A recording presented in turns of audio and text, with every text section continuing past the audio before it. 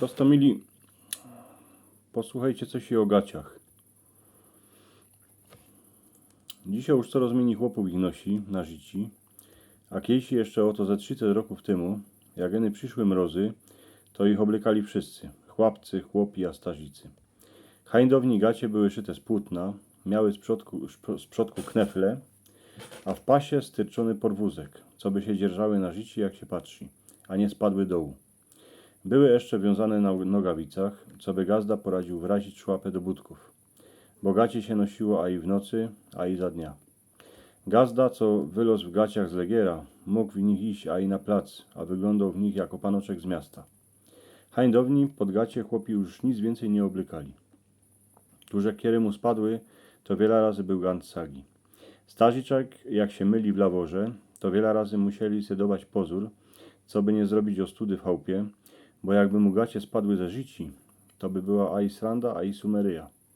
Potem nie skorzy się w magazynach kupowało gacie na gumie, co się ich ene naciągło na klepeta a fertik.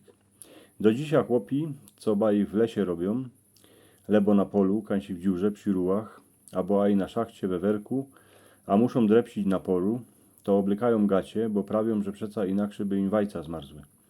A mają ganz recht, bo iny głupi się na mróz nie oblyko, a potem musi cierpieć.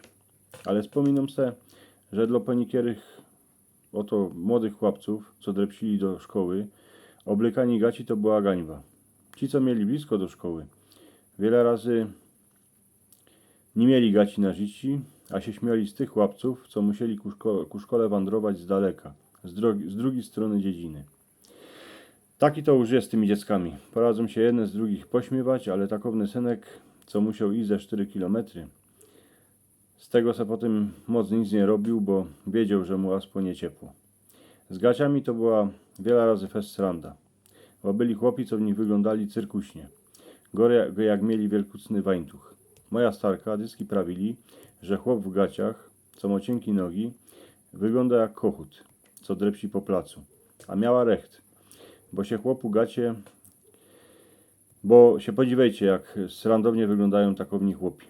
A wiele było srandy, jak chłopu gacie ze życi spadły. Gor hańdowni, jak gacie nie były na gumie, jeny na zawiązani.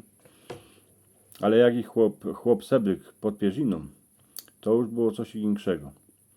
Gor jak oto miał coś obiecane od baby, że coś i dostanie w nocy. Hańdowni bez gaci w zimie chłopi by nie poradzili żyć. Jak na polu było fest zima, to gacie na życi, a pierzina wciepano na siebie, były lepsze jako teraz ty moderni złaszki, co grzeją po szłapach. Choć kachlok już był zimny, a pod dwierzami się porobiły zomięty, to gacie na życi pospołu z pierziną, z pierzo, robiły przyjemne ciepło. Dzisiaj już mało kiery chłop oblyko gacie, bo mało kto w zimie drepsi, lebo rajzuje na kole ku dziedzinie. Każdy wrazi żyć do ciepłego autka, a jedzie, a fertik. Ale kto jeszcze ma w chałupie staziczka, ten wie, że oni ty gacie se będą mieć w zocy, a będą ich mieć na życi, aż do śmierci, a i w trówle. Bo przeca ty gacie ich wiele razy gor w zimie uchroniły przed mrozem, a eny starzyk wiedzą, że kiedyś chłop bez gaci mało co poradził gor w zimie zrobić kole chałupy. Eny warioci, co ich nie oblykali, ci się tropili, a wiele razy mieli odmrożone klepeta. Ale ja se myślę, że zajdą czasy, kiedy gacie będziemy oblykać, gor jak węgli będzie drogi, a auta będą bez mala eny na elektrykę. Jeszcze przyjdą takowne czasy, że chłopi będą mieć posterkane gacie w szuflodzie, a pięknie ich będą w zimie naciągać na żyć, a i do legiera.